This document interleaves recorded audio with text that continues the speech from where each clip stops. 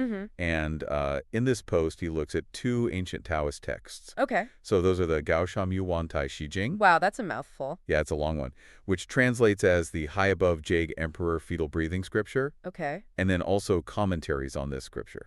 Sounds pretty intense. It is. It's a lot to unpack, but I think by the end of this, we'll have a better understanding of not only the practice itself, but also how its core principles can apply to our own lives. You know, even if we're not all trying to be Taoist masters. Exactly. Right. So to get us started, maybe we could imagine ourselves back in ancient China. Okay. What did the Taoists even mean by this whole fetal breathing thing? So the term paxi literally means fetal breathing, Okay. and it refers to the practice of cultivating a state that mirrors the stillness and interconnectedness of a fetus in the womb. Oh, so not literally trying to like hold their breath like a baby. Right. No, not about completely stopping the breath. Okay. It's more about refining it to the point where it becomes so subtle, it seems almost non-existent. Like imagine that feeling of deep inner peace and stillness, Okay. where your mind and body are in perfect harmony. I can see that. Kind of like in those moments in deep meditation when you almost lose track of your breath. Right. And everything just feels calm and unified. Yeah, and the Taoists believed that it was this profound stillness that opened the door to spiritual insight and transformation. Ah, so it's more than just like a breathing exercise. It's Yeah. like a pathway to deeper self-awareness and spiritual growth. Exactly. Okay, well now let's talk about those ancient texts that Denny examines in his post. Okay. We've got the Gaoshang Yuquang Tai Chi Jing. Haha, yeah, good luck saying that 10 times fast. I know, right? And then also commentaries on a scripture. Yeah. So first is this classic commentary called the Tai Shi Jing Su Okay. by the ancient master Quan Zhen. I've heard of him. Oh, yeah. Yeah. Okay. And then the second one is Tai Shi Jing Zhan Shu. Okay. And this one's by a 20th century scholar named Zhang Yisheng. So we've got kind of like the ancient master and then the more modern take. Yeah, a well-rounded view. I like it. So now I'm curious about the core principles of fetal breathing that emerge from these texts.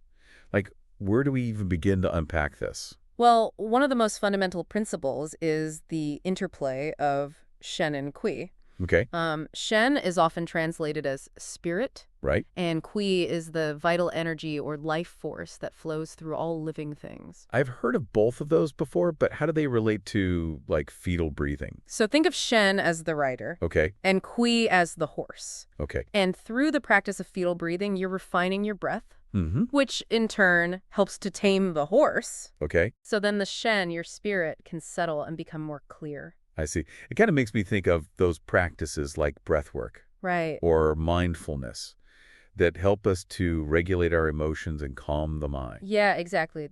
The ancient Taoists understood this profound connection Okay. between our breath, our energy, and our consciousness. It's not just like breathing deeply then. It's Right. like harnessing the power of the breath Yeah. to cultivate this deeper sense of inner harmony and clarity. And Exactly. that leads us to another key principle, duwu, Juwu. which translates as emptiness and stillness. Oh, yeah, those are two powerful words. Right. It makes me think of meditation, mindfulness, inner peace. You're right on the money. Okay. So in the context of fetal breathing, Suwu has like a double meaning. Okay. So first it refers to the emptiness of mind, Okay. like a state free from all those distracting thoughts. Yeah. But it also points to the stillness of the body, Okay. like a return to a state of deep rest and relaxation. So it's about calming the breath, but also cultivating this holistic state of inner quietude. Yeah, Okay. both mentally and physically. So like a calm mind leads to a calm breath, Right. which leads to deeper peace, Mm-hmm. and so on and so on. It's like this beautiful cycle. Exactly. And this understanding of interconnectedness Yes. is essential to another crucial principle, the interdependence of mind and breath. Okay. So the Taoists recognized that these two are inseparable. Yeah, of course. Like two sides of the same coin. Mm-hmm. But how did they actually explain this connection? Well, Dunny highlights this beautiful analogy from one of the commentaries. Okay. So the mind is likened to a pond, Okay. and the breath is like the moon's reflection on the water's surface. Hmm. So if the pond is still and calm, the reflection appears clear. Okay. But if it's all turbulent and choppy, the reflection becomes distorted. I like that. Powerful image. Yeah, so by calming the mind, we naturally calm the breath, and vice versa. It's this beautiful reinforcing cycle. So that leads us then to the ultimate goal of fetal breathing, Shenki Chamzu, Okay. which translates to spirit and energy interfused, It sounds very powerful. right? This state of complete unity and harmony. What is that all about? Well, this is like the pinnacle of the practice, Okay. where that distinction between Shen and Si kind of dissolves. Oh, And in this state, the practitioner experiences profound wholeness, wow. a return to that primordial state of being. Like a spiritual homecoming. Yeah, exactly. Okay. And it said that achieving Shen Qi Shangzu can have all these profound effects on both physical and spiritual well-being. I can imagine. But I bet getting to that state takes serious dedication and practice. It does. Yeah. And the texts even caution against pursuing fetal breathing without proper understanding and guidance. Right, like don't try this at home, kids. Exactly. But even if we're not all going to become Taoist masters, Yeah. what are some practical insights we can take away from all this? Oh, that's a great question. Yeah.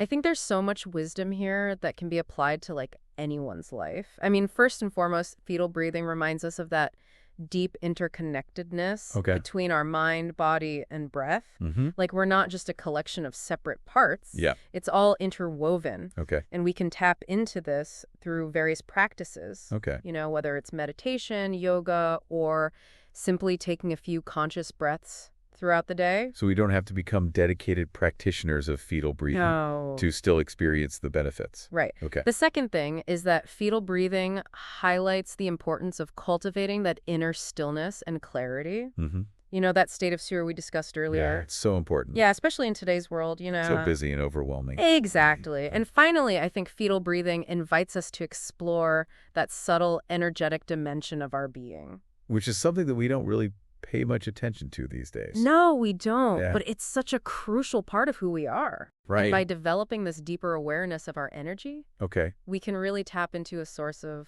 vitality and well-being Mm. that goes way beyond the physical. Like discovering a hidden dimension within us. It really is. Yeah. And, you know, speaking of exploring, Yeah. there's a passage from Quan Zhen's commentary that I'd love to share. I'm always up for some ancient wisdom. Yeah, so he writes, the way of the sages cannot be attained falsely. Okay. When the work of fetal breathing has been done, the joints will open up, and the hair will grow thick and lush. Okay. One will only need to gently draw in qi through the nose, and it will flow out through the four limbs and the hundreds of pores, never to return.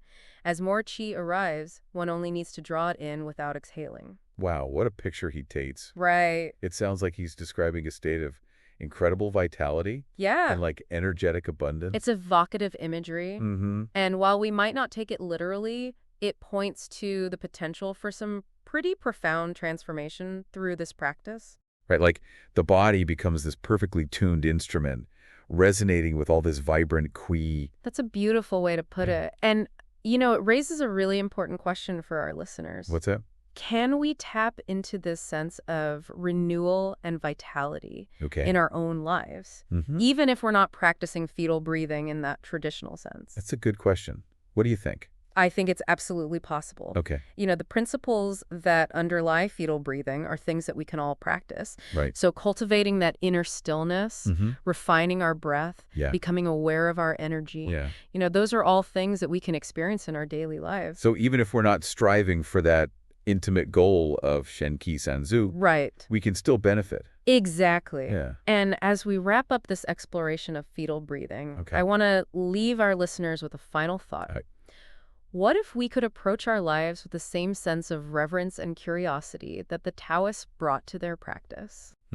What new possibilities might open up if we viewed our breath, our energy, and our inner world as a source of profound wisdom and healing? Like we're being invited to rediscover a whole new dimension of ourselves. Exactly. Yeah. A dimension that's been there all along. Right. And by exploring these ancient practices, Yeah. we gain a fresh perspective on what it means to live a truly vibrant and fulfilling life. Exactly. It's amazing to think about how much wisdom we can glean from these traditions that are centuries old. It's timeless, you know? Yeah. They offer a path back to ourselves, Yeah. to a way of being that's more in tune with nature, Right. with our own inner rhythm. And speaking of returning to our true nature, Yeah. I'm reminded of a quote by Jesse Lau. Oh, yeah? What's that? So he writes, "The path of Taoism is a journey of returning to our original nature, a nature that is pure, simple, and full of life." Beautiful quote. Yeah, It really captures the essence of what we've been talking about. right. This idea of returning to our essence.